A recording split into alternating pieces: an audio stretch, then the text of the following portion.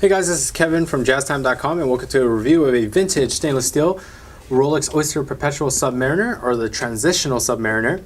The model number of this watch is 16800, and the reasoning for the name Transitional is because this Rolex keeps some of the older parts while updating other parts to a more modernized Rolex.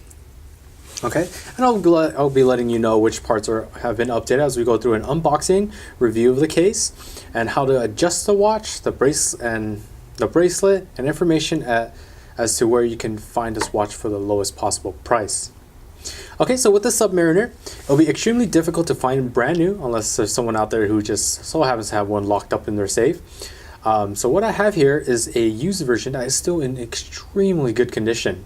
The box here, as shown back here, comes with a pillow for the watch, cloth, and if there are papers for the version that you bought, they'll be located underneath the pillow as well. So moving on to the watch itself, this Submariner case size is 40 millimeters, as with most Rolex subs, and it's not a super case. As you can see, the lugs here are a lot smaller than most modern day Submariners, and actually, honestly, it looks a lot better than that super case because you can see how elegant that looks from going from the case to the bracelet. It just makes a much better presentation. The bezel is a black stainless steel bezel and is the first of its kind to have a unidirectional bezel. So this is one of the first Rolex to have this moving bezel that goes only in one direction. The purpose of this bezel is, let's just say you were to go diving and you wanted to see how long you've been under.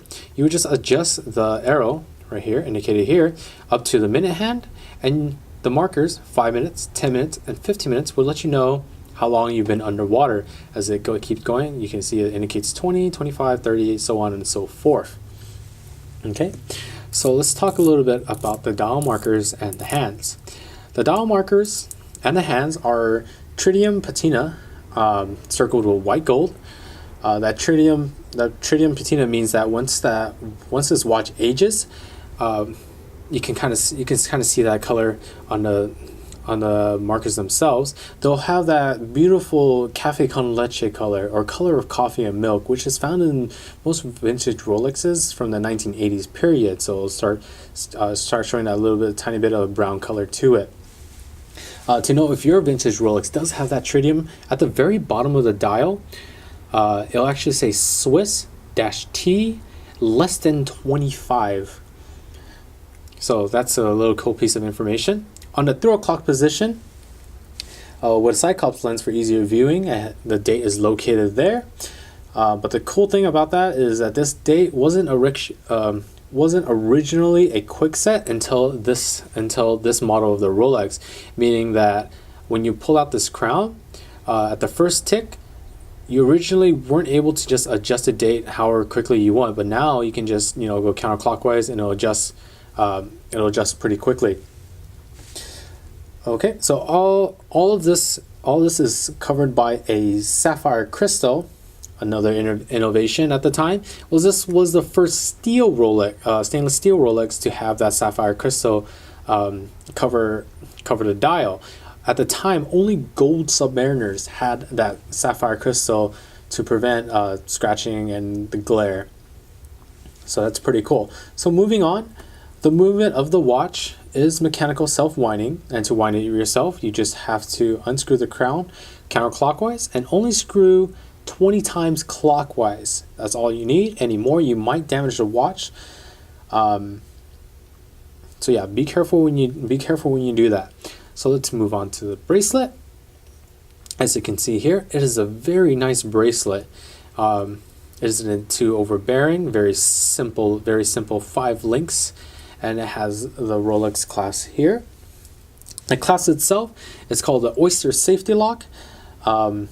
This is the older version of the Oyster Safety Lock. It's the newer version. The only downside is the newer version, the Oyster Safety Lock, looks and feels much better. This one is looks and feels a little flimsy, but I still guarantee you that this lock still works just as good. So it has that Rolex name, as you can see there, embossed there. And the reason, like I said, the reason for it being called the Oyster Lock is because all you have to do is, this is the Oyster. It closes in like that. and then it has a lock right here, and that locks it in. So that watch won't be going anywhere once it's locked in. So let me go ahead and show you this watch on my wrist to give you a good idea of how this watch looks like on the wrist. So I apologize here. Give me 1 second to put this on. All right, look at that. Now that is a beautiful Rolex. All right, so let me go ahead and show you the bracelet all around the hand here. Do apologize, a little out of focus, but look at that. For vintage, this is pretty good. All right, so if you want to know a little bit more about this watch or have any questions, please write a comment below. And if you're interested in buying this watch or other models for the lowest possible price, please check out our shop at JazTime.com. We have the lowest price guaranteed. We offer free shipping and a 1-year warranty. If you liked the video, please hit the like and subscribe button below. We have lots more to show you guys, and thanks for watching. Hope to see you guys soon.